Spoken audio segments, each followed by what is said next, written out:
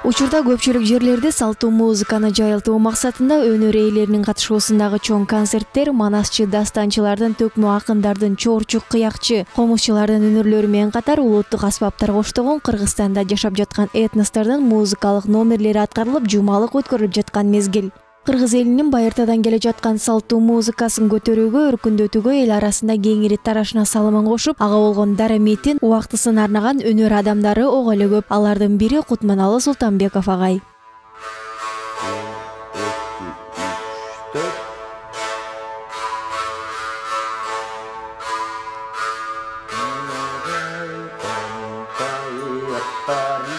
Каарманыбыз Бүбүсара Бишеналиева атындагы Кыргыз мамлекеттик маданият жана искусство университетинин салттуу музыка кафедрасында бир канча жылдан бери эмгектенип келет. Анын оюнда салттуу музыканы өнүктүрүүдөн мурун алгач биз угармандарды табышыбыз керек дейт.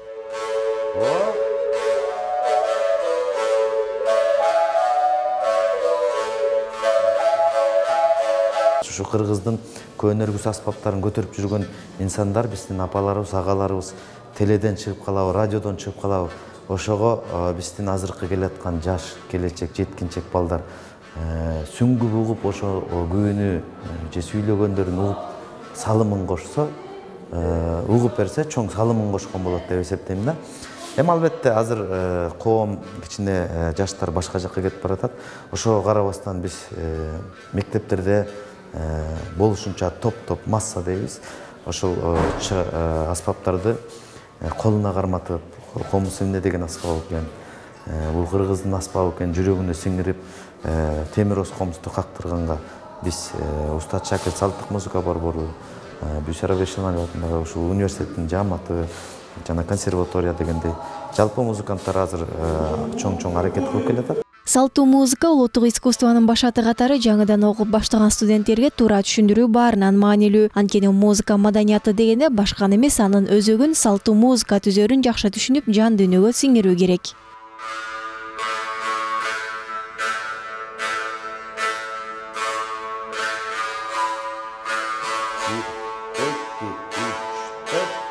Мына шаар жакка келгенде биз үйрөнө албай кыйналдык деп атпайсызбы? Сөзсүз түрдө кыйналабыз. Анткени мугалимибиз жок эле биздин. Комуздан берген мугалимибиз жок эле.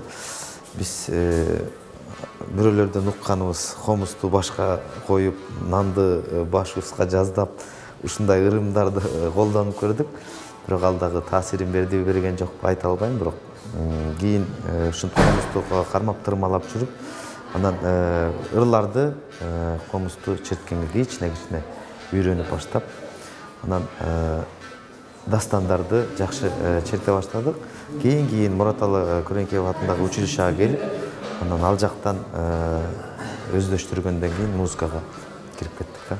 Кесиптештеринин айтымында Кутманалы мырза мына ушул жерде сабак гана берип отурбастан салттуу музыка аткаруучулардын башын бириктирип, топ жетектейт. Ар дайым шайыры жүргөн ачык мүнөз агай менен студенттер да, кесиптештери да сыймыктанышат. Салттуу музыкасын өнүктүрүү боюнча бул Кыргыздын тарыхына кала турчу ишти жасап жатат десек жаңылышпайбыз. Негизинен айтып кете турган болсок, Кутманалы Султанбеков агайыбыз бар. Ошол кафедранын куратору, окуучулардын башчысы десек болот. Бул жерде негизги топту түзүп аткан ошо Кутман агайыбыз баш көз болуп окуучуларга жол көрсөтүп турчу.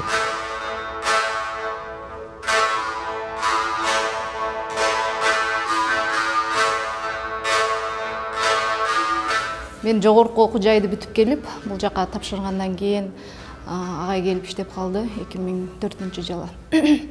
Ошондо жалпыбызга отургузуп алып темир оз комуздан үйрөтчү, 35-40 студентти отургузуп алып үйрөтчү эле. Биз башында темир оз комузду буака чейин көргөн эмеспиз, чындыгында көрсөк дагы маани берчү эмеспиз. Ал кандай аспап, эмне болгон аспап экенине биз маани бербептирбиз. Бул жака келип окуганы темир оз комузду Кутман агайыбыз өтө кылдаттык менен бардык нотаны мындай түшүндүрүп жеткирип өттү сабакта. Ошонун аркасы менен биз азыр бул жакта мен 5-курста окуйм. Окуганыма карабастан иштейм дагы. Темир Оз комуздан сабак берем мектептерде. Кутман агайды айта кетсек мыкты педагог, мыкты адам, кыргыз деп күйүп, кыргыз деп күйүп пушкан мыкты музыкант десек да болот. Кутман агайдын Кудай буйрса алдыда койгон максаттары абдан чоң. Биз 1-курска келгенде бизде эсибизде ушу Кутман агай биздин университетке жаңы келип тапшырганда ошондо бир 20дай бала менен баштады эле. Ошондо өзүнүн келечектеги максаттарын айтты эле. Биз азыр Кыргызстан боюнча 1000 темир оз комуз чыгарабыз депчи. Ошондо азыркы 4 жыл ичинде 1000 болбосо да бир 500, 600, 700гө негизи 1000ге чукулдап болду. Ошончону 4 жылдын ичинде чыгара алды. Айпер Адамкулова, Алтынбек Сакиев, Ньо ТВ, Таң Маанай.